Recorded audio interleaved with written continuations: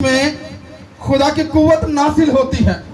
जब हम परस्तिश करते हैं तो हम कुव्वत पाते हैं।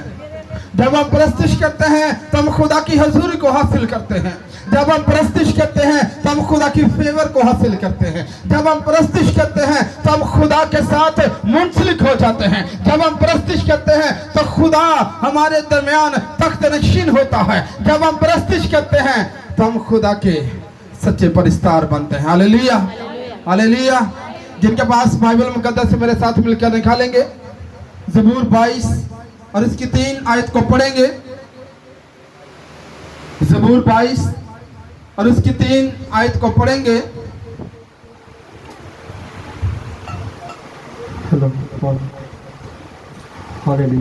लिखा है, लेकिन तू कदूस है, तू जो इस्राएल की हमदो सना पर तक नशीन है। आमीन। खुदा के पाक कलाम क्या पढ़े और सुने जाने पर खुदा की खास बरकत हो। चंद लफ्जों की ये आयत है, लेकिन इसके अंदर मुकाशवा बहुत बड़ा, बरकत बहुत बड़ी है। इसमें जो भेद है कि खुदा कदूस है, वो पाक है, लेकिन उसके लिए लिखा है कि वो इस्राएल की हमदो सना पर क्या होता है, तख्त नशीन होता है। और वही खुदा जो ला तब्दील है, जो बदला नहीं है, जो आज भी इंसान की जिंदगी में वैसे ही काम करता है। और आज भी जब हम उसकी परस्तिश करते हैं, जब हम उसकी हमदो सना करते हैं, जब हम उसकी सताइश करते हैं, जब हम उसकी इबादत करते हैं, तो उसने कहा कि जहां 2 या 3 मेरे नाम पर मौजूद होते हैं, मैं वहां। जो इकट्ठे होते हैं तो खुदा क्या कहता है, यीशु ने क्या कहा कि मैं वहां मौजूद हूंगा, उनके बीच में, उनके दरमियान में मैं वहां पर मौजूद हूंगा। और खुदा आज भी जब हम उसकी परस्तिश करते हैं तो वो तख्त नशीन होता है। लेकिन इब्लीस उसकी शुरू से कोशिश रही है, आज भी वो इसी तगोदो में लगा रहता है कि लोग खुदा की परस्तिश ना करें, उसकी इबादत ना करें, उस पर तवक्कल ना करें, उसके कलाम को ना सुने, उसके कलाम को ना पढ़ें और ना ही उसके कलाम पर अमल करें।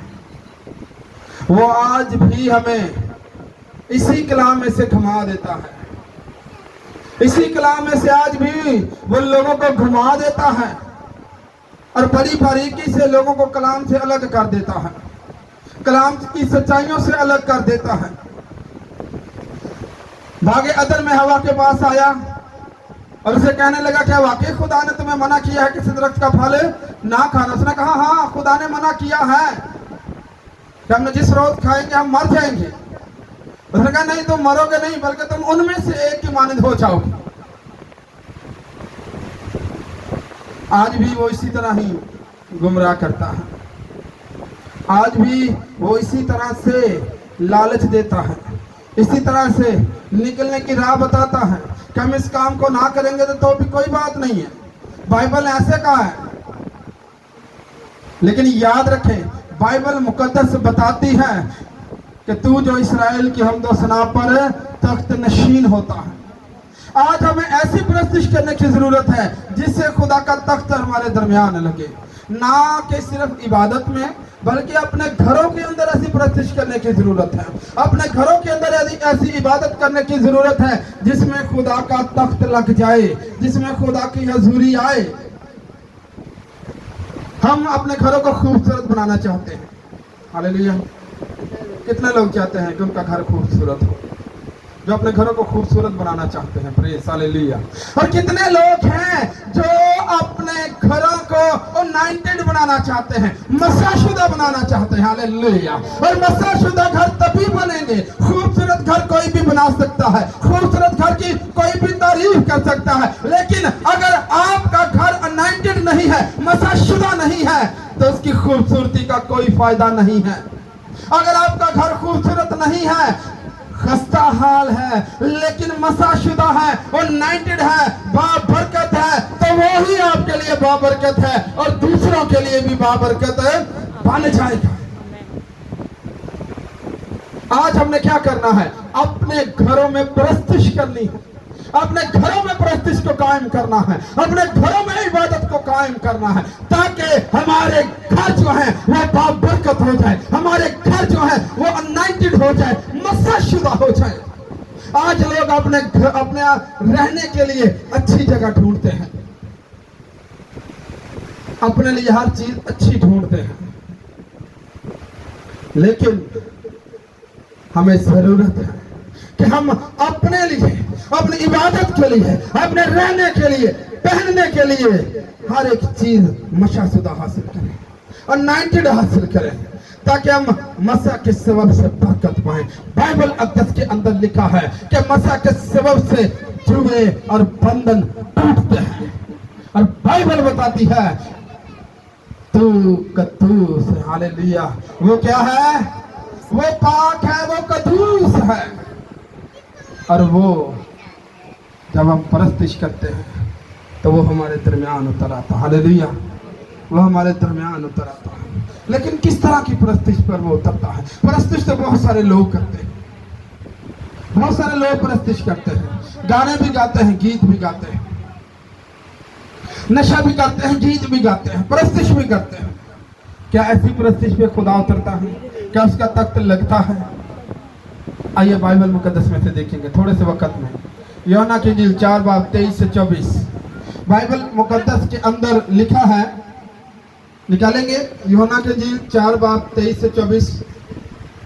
जब तक निकालते हैं, बाइबल मुकद्दस के अंदर तवारीख में हमें एक वाकया मिलता है, बादशाह यहूशफत और उसके साथ दूसरे बादशाह, उनके खिलाफ अदूमी और कुछ और बादशाह मिलकर जंग करने के लिए आगे।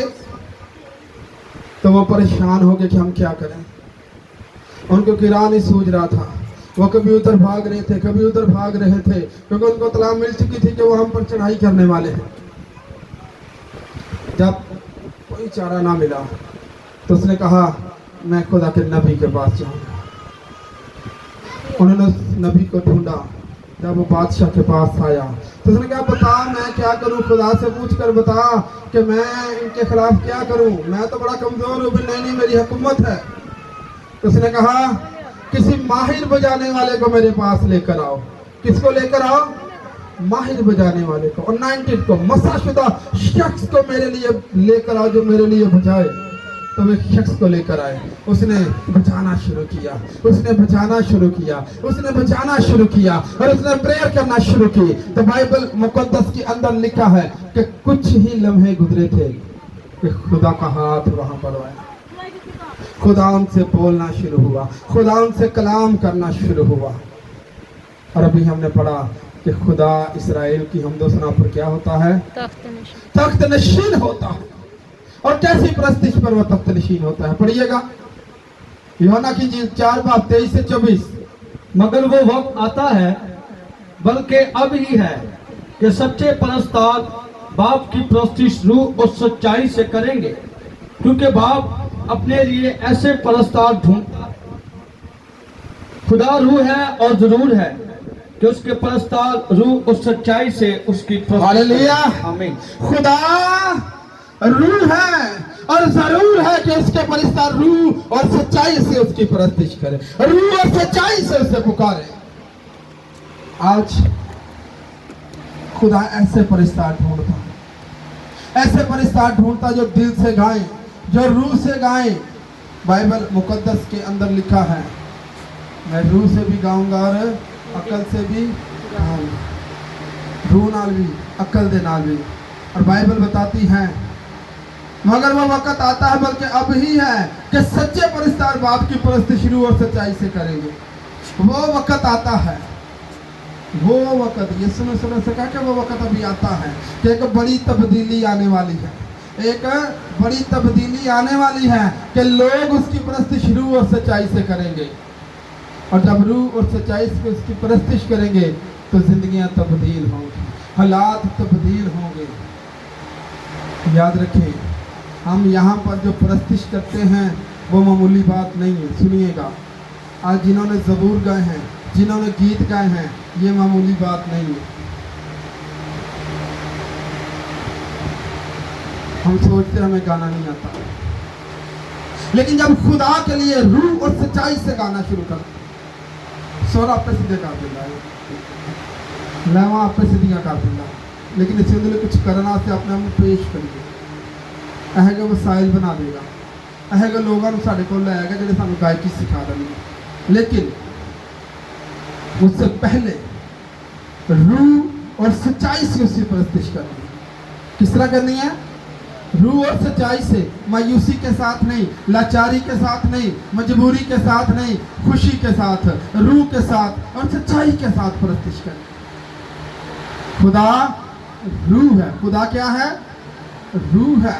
और हमने उसकी परस्तिश भी रूह और सच्चाई से करनी है। तभी मोजज़े होते हैं, तभी जिंदगियां तब्दील होती हैं। जब रूह और सच्चाई से हम उसकी परस्तिश करते हैं तभी हमारे हालात तब्दील होते हैं। जब रूह और सच्चाई से परस्तिश करते हैं तभी हमारे घर के अंदर बरकत आना शुरू हो जाती है। जरूर है अपने घरों के अंदर परस्तिश करना शुरू करें, जरूर है अपने घरों में इबादत करना शुरू करें। रात को अपने बच्चों को लेकर बैठे, सुबह को लेकर बैठे, जब मौका मिलता है बच्चों को लेकर बैठे कि आओ हम इबादत करें, आओ हम दुआ करें, आओ हम परस्तिश करें। क्योंकि परस्तिश में कुव्वत है। जब परस्तिश करते हैं तो खुदा का रूह उतरता है, जब परस्तिश करते हैं तो उसका तख्त लग जाता है। हालेलुया। और जब हम अपनी जिंदगी से बुराइयों को दूर करके परस्तिश करते हैं तो खुदा अपनी बरकत को हमारी जिंदगियों पर नाज़िल करता है। उस वक्त भी यहूदी लोग परस्तिश करते थे, लेकिन यीशु ने कहा कि अब वो वक्त आने वाला है जब रूह और सच्चाई से परस्तिश की जाएगी।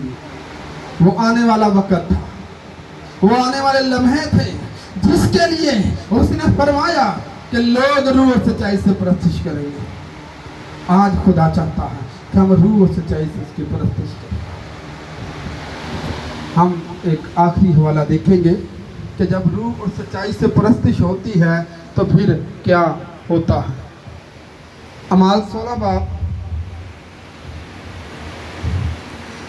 अमाल की किताब उसका 16 बाब और उसकी 25 आयत को पढ़ेंगे कि रूह और सच्चाई से जब दुआ की जाती है तो होता क्या है। और जब रूह और सच्चाई से हम दुआ करते हैं तो खुदा किस तरह हमारे हालातों को बदलता है, खुदा किस तरह हमारे इर्द गिर्द के माहौल को तब्दील कर देता है। अभी मैंने जो एक बात कही थी कि ज़बूर 24 का आया क्या, ज़बूर 40 का आया क्या।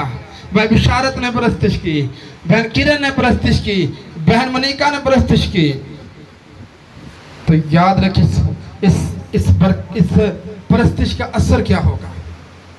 हम इस हवाले में देखेंगे कि जो हम परस्तिश करते हैं उससे होता क्या है। जी पढ़िएगा। आधी रात के करीब पौलुस और सिलास दुआ कर रहे और खुदा की हम के गीत गा रहे थे और कैदी सुन रहे थे कि यकायक बड़ा भूचाल आया, यहाँ तक कि कैद खाना की नींव हिल गई और उसी दम सब दरवाजे खुल गए और सबकी बेड़ियां खुल पड़ी और दरोगा जाग उठा और कैद खाना के दरवाजे खुले देखकर समझा कि कैदी भाग गए हैं। बस तलवार खींचकर अपने आप को मार डालना चाहा, लेकिन पौलुस ने बड़ी आवाज से पुकार कर कहा, अपने ताई नुकसान ना पहुंचा क्योंकि हम सब मौजूद हैं। आमीन आमीन। अपने ताई नुकसान ना पहुंचा क्योंकि हम सब मौजूद हैं। 29 और 30 आयत को भी पढ़ दे साथ ही। चैप्टर इसका जो पैरा है ये कंप्लीट होगा जी। वो चिराग मंगवा कर अंदर जा कूदा और कांपता हुआ पौलुस और सिलास के आगे गिरा और उन्हें बाहर ला कर कहा, ऐ साहिबो मैं क्या करूं कि निजात पाऊं। हालेलुया। ऐ साहिबो मैं क्या करूं कि निजात पाऊं। और ये किस सबब से हुआ, हम इसको थोड़ा सा ऊपर से फिर देखेंगे कि ये किस सबब से हुआ। एक बात कि ज़बूर 22 पता ये किस हालत में लिखा गया। ज़बूर 22 जानकनी की हालत में, परेशानी की हालत में, मुसीबत की हालत में ये ज़बूर लिखा गया। इसकी पहली आयत को पढ़ें तो एक बात लिखी है यीशु मसीह से 1000 साल पहले ये बात लिखी गई। 1000 साल बाद यीशु ने ये बात सलीब पर कही कि आए मेरे खुदा तूने मुझे क्यों छोड़ दिया। ये ज़बूर उस हालत में लिखा गया, मुसीबत की हालत में लिखा गया। और यहाँ पर जो हम देखते हैं माल की किताब के अंदर कि आधी रात के करीब पलूस और सिलास दुआ कर रहे थे, और हमद की गीत और खुदा की हमद के गीत गा रहे थे, और कैदी सुन रहे थे। किथे है गए सी कैद खाने दे विच। तो कैद इस तरह किया गया जिवें किसी बहुत बड़े टैररिस्ट नो, खतरनाक मुजरमां नूं कैद किया जाता है। काल कोठरी दे विच रखा गया, लिखा वो कूद कर अंदर गया। तो ये खास एक जेल होती है जिसे काल कोठरी कहा जाता है, बड़ी नीचे होती, गहरी होती है, ताकि कैदी उसमें से बाहर ना आ सके। आज के दौर में उनको बेड़ियां लगाई जाती हैं, लेकिन उस वक़्त में क्या था, बाइबल बताती है कि उनके पांव काठ के अंदर ठोक दिए गए, क्योंकि बड़ा सख्त हुक्म था। तो जुर्म की सी को जानता ना, जुर्म की सी जुर्म की सी ना दा जुर्म सी खुदावंद यस्सू दे नां दी मनादी करना। जुर्म सी खुदा दे कलाम नूं लोकां तक लैके जाना। जुर्म सी एवेंजलिज्म करना। जुर्म सी यस्सू दी मनादी करना। जुर्म सी लोकां नूं बपतिस्मा देना। जुर्म सी लोकां नूं तौबा लई माइल करना। जुर्म सी लोकां जो बदरूहा कढना, बीमारां नूं शिफा देना ते सही राह दी तालीम देना। ऐ उन्हां दा जुर्म सी। तो बादशाह ने सख्त आर्डर जारी किया हाकम ने कि इन्हों बड़ी सख्त कैदखाना च रखा जाए। तो अजाफी नफरी रखी गई। बहुत सारे लोगों को खड़ा, फौजियों को खड़ा किया गया, सिपाहियों को तैनात किया गया कि किधरे खुद ना दौड़ जान, या इनके जो लोग हैं, जो इनके पैरोकार हैं, जो इनके साथी हैं, वो रात को जेल पर हमला करके इनको यहाँ से निकाल कर ना ले जाएं। अब पांव काठ में ठुके हुए हैं, बैंत लगे हुए हैं, कोड़े लगे हुए हैं, मारे आए, कुटे आए, सारा दिन की खिंचातरुई हुई है, सारा दिन उनके साथ बुरा सलूक हुआ है। रात आधी रात के करीब क्या कर रहे हैं? खुद दुआ कर रहे हैं, खुदा की हमद के गीत गा। बाइबल बताती है किसी ने क्या कि भाई वो एक ऐसा पास्टर था, उसने कहा जी तीसरे की इबादत पर क्यों गीत गाते हो? बाइबल बताती है कि जब तुम दुख में हो तो दुआ करो। भाई उसने वो तीसरे की इबादत करवाई तो उसने तो वहाँ पर गीत नहीं गाने दिया, उसने कहा सिर्फ दुआ करनी। That's good. बाइबल बताती है जब कोई मुसीबत ज़्यादा हो, गम ज़्यादा हो, तो वो यकूब के खत में लिखा वो क्या करे? दुआ करे। लेकिन अगर कोई खुश हो तो वो हमद के गीत गाए, हमद के गीत गाए। यहाँ पर लिखा है कि वो कैद में थे, परेशानी में थे, कुट पई, कोड़े लगे, बैंत लगे, जिस्म दर्द हो रहा होगा। यहाँ पर बैंत लगे, कोड़े लगे, वहां से खून रिस रहा होगा। उनके मुंह से हाय हाय की बजाय हालेलुया हालेलुया हालेलुया और हालेलुया के नारे निकल रहे हैं। Hallelujah hallelujah. हाय हाय की बजाय क्या हो रहा है? हालेलुया। हाय की बजाय क्या निकल रहा है? हालेलुया। हाय की बजाय वो क्या कर रहे हैं? हालेलुया हालेलुया के नारे लगा रहे हैं। और गम सन ते दुआ भी कर रहे सन, ते खुशी दे गीत, हमद दे गीत क्यों गा रहे सन? क्योंकि वो खुश सन कि वो खुदा लई, खुदावंद यस्सू वास्ते दुख उठा रहे हैं। खुदावंद यस्सू दे नाम ते उन्हां ते जुल्म किया जा रहा है। खुदावंद यस्सू मसीह दा नाम लैण दी वजह तो उन्हां नूं कोड़े लगाए जा रहे हैं। याद रखो, हमने हर हालत में उसकी परस्तिश करनी है। तो मैंने उनको एक रिप्लाई दिया कि भाई गम किस बात का है? ठीक है, हमारे प्यारे हमें छोड़कर चले जाते हैं, लेकिन यस्सू ने कहा कि तुम औरों पलूस ने अपने खत के अंदर लिखा कि तुम औरों की मानंद गम ना दूसरे से मांगर गम ना करो जिनके पास कोई उम्मीद नहीं है, लेकिन हमारे पास एक उम्मीद है। पलूस और सिलास के पास एक उम्मीद है। इनके पास एक उम्मीद थी, जिस उम्मीद पर वो प्रस्तुत कर रहे थे कि वो जिस खुदा की इबादत करते हैं, उसने कहा है मुझे पुकार तो मैं तुझे जवाब दूंगा। उसने कहा कि हमने पढ़ा है, हमने सुना है कि वो इसराइल के हम दोसना पर तख्त नशीन होता है। उन्होंने कहा कि यीशु ने कहा कि उसकी परस्त जब रूह और सच्चाई से करेंगे तो वो मौजूद होगा। तो उन्होंने रूह और सच्चाई से उसको पुकारना शुरू किया। रो रहे नहीं, मुसीबत च नहीं, दर्द के मुब्तला ने, लेकिन की कर रहे हैं?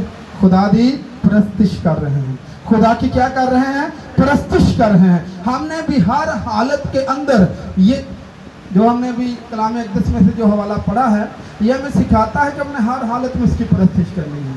हर हालत में क्या करना है? उसकी परस्तिश करनी है। चाहे हम खुश हों, चाहे हम दुखी हों, उसकी परस्तिश करें, उसकी इबादत करें, तो वो हमारे सारे हालातों को दुरुस्त करते हैं। और ख़ास तौर पर जिसमें एक की वर्ड है, एक बड़े मज़े की बात है। और कैदी सुन रहे थे, हालेलुया। हालेलुया। कैदी क्या कर रहे थे? सुन रहे। कैदी यानी कि जब आप परस्तिश करते, जब भी मैंने बात की थी कि जिन्होंने आज परस्तिश की है, इस साउंड के वसीला से दूसरे लोग भी सुन रहे थे और वो भी बरकत पा रहे थे। हालेलुया। हालेलुया। क्योंकि जब इन्होंने परस्तिश की तो लिखा है कि कैद खाना की नींव हिल गई, कैद खाना हिल गए, दरवाजे खुल गए, एक बड़ा भूचाल आया, बंद दरवाजे खुल गए, बेड़ियां खुल गई, कांच में से पांव बाहर निकल आए, और उनके साथ साथ जो दूसरे सुनने वाले थे उनके दरवाजे भी खुल गए। आप जब परस्तिश करेंगे तो आपका हमसाया जो आपकी परस्तिश की आवाज सुन रहा है वो भी बरकत हासिल करेगा, उसके हालात भी तब्दील होंगे, वो भी खुदा की तरफ गामजन होगा। आपका अगर कोई बेटा या बेटी वो खुदा की तरफ गामजन नहीं, वो खुदा के साथ जुड़ा नहीं है, वो दुआ नहीं करता है, वो इबादत में शामिल नहीं होता है, जब आप अपने घर में परस्तिश करेंगे तो खुदा उसके बंद कानों को खोलेगा, उसके बंद ज़हन को खोलेगा, उसकी आदतें, उसके रवैये तब्दील होना शुरू हो जाएंगे। लेकिन जब हम परस्तिश करेंगे, लिखा है कि कैदी सुन रहे थे। आज भी बहुत सारे लोग सारे इर्द गिर्द कैदी ने, कोई गुनाह से कैद है, कोई अपनी बुरी रवश से कैद है, कोई अपनी अनादा कैदी है, कोई अपने झूठे गरूर का कैदी है, कोई अपनी दौलत का कैदी है, कोई अपने आदतों का कैदी है।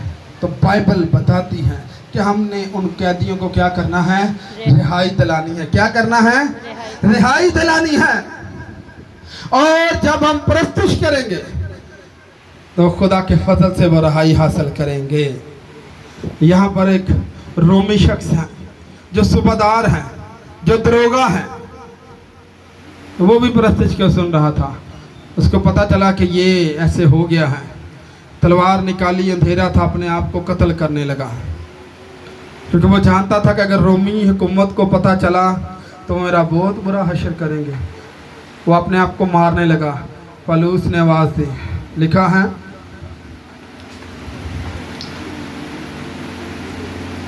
लेकिन पलूस ने बड़ी आवाज़ से पुकार कर कहा कि अपने ताई नुकसान ना पहुंचा, क्योंकि हम सब मौजूद हैं।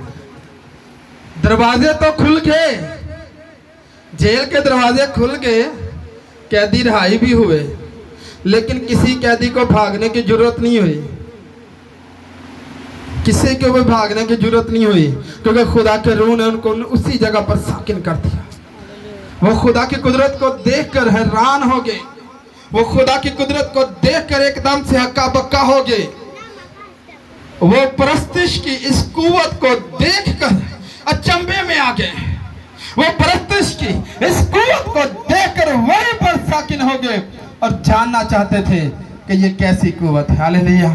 वो जानना चाहते थे कि ये कैसी कुव्वत है। आज यकीन करें, जब हम रूह और सच्चाई से परस्तिश करेंगे तो ये कुव्वत हमारी जिंदगी में काम करेगी। हालेलुया। ये आपकी जिंदगी में काम करेगी, ये आपके बहन भाइयों की जिंदगी में काम करेगी, आपकी औलाद की जिंदगी में काम करेगी, आपके बिजनेस में आपको फायदा मंद देगी। हालेलुया। लिखा है और उन्हें बाहर लाकर कहा, साहिबों मैं क्या करूं कि निजात परेशानी के अंदर है, दुख में है। अपना दुख सुनाने की बजाय वो हमद के गीत सुना रहे हैं। हमने क्या किया, हमारी क्या गलती है, ये नहीं रोना रो रहे थे, खुदा के साथ गिले शिकवे नहीं कर रहे थे, खुदा के साथ शिकायतें नहीं कर रहे थे, बल्कि वो उसकी इबादत कर रहे थे, उसकी परस्तिश कर रहे थे। लिखा वो इसराइल की हमदोसना पर तख्त नशीन, इसराइल की हमदोसना पर क्या होता है, वो तख्त नशीन होता है। इसराइल की हमदोसना पर तख्त नशीन होता है। जब हम उसकी हमदोसना करेंगे वो हमारे दरमियान तख्त नशीन होगा। खुदा अपनी बरकत को हमारी जिंदगी पर नासिल करेगा। उनकी परस्तिश के वसीला से एक जिंदगी तब्दील हुई।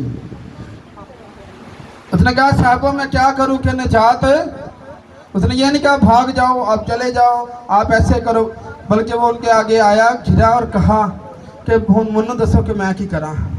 मैं वेह लेता है कि ताड़ा खुदा बड़ी कुदरत वाला है। मैंने जान लिया है कि तुम जिस खुदा की परस्तिश करते हो वही कुदरत वाला है, वही सच्चा खुदा है और वही अनाइंट करता है। तो उसने क्या जवाब दिया, लिखा है, उन्होंने कहा, खुदावंद यस्सु पर ईमान ला तो तू और तेरा घराना निजात। हालेलुया। और उन्होंने उसको और उसके सब घर वालों को खुदावंद का कलाम सुनाया। हालेलुया। उन्होंने उस हालत में भी उसके घर वालों को कलाम सुनाया। तू ईमान ला तो तेरा घराना, तू ईमान ला तो तेरा घराना निजात पाएगा। ये परस्तिश की कुव्वत है कि उनके परस्तिश करने के सबब से पूरा घराना निजात पाया। आगे लिखा है कि उनको अपने घर ले गया, उसने रात को उसी घड़ी में ले जाकर उनके जख्म धोए और उसी वक्त अपने सब लोगों समेत बपतिस्मा लिया। हालेलुया।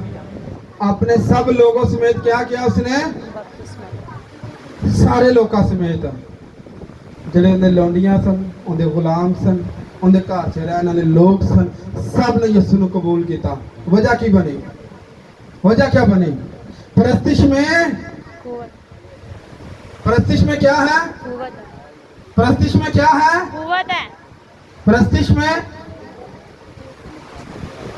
परस्तिश में कुव्वत है। यही तो सीख रहे हैं। परस्तिश की है नींदर है, परस्तिश में कुव्वत। हालेलुया। हालेलुया। परस्तिश में क्या है, कुव्वत है। परस्तिश में क्या है, कुव्वत है। और जब हम परस्तिश करते हैं तो उसकी कुव्वत हमारे अंदर आती है। हालेलुया। हालेलुया। इसीलिए जब परस्तिश करने के लिए कहा जाए तो परस्तिश कर, दिल खोल कर परस्तिश करे, हाथों को इस्तेमाल करके अपनी आवाज़ों को बुलंद करके परस्तिश करे, क्योंकि याद रखे परस्तिश में कुव्वत है। जब परस्तिश करते हैं तो वो तख्त नशीन होता है, और जब वो तख्त नशीन होता है तो ज़बूर नवीस लिखता है कि तेरी हजूरी के सबब से मेरे दुश्मन लग़्ज़िश खाते हैं, भाग जाते हैं, डर जाते हैं, घबरा जाते हैं। और आज आप परस्तिश करेंगे तो यकीनन हमारे दुश्मन हमारी मुसीबतें भागेंगे। हालेलुया। हालेलुया। आइए अपनी आंखों को बंद करेंगे, अपने सुरों को झुकाएंगे और दुआ करेंगे। Praise the Lord Jesus Christ. Hallelujah.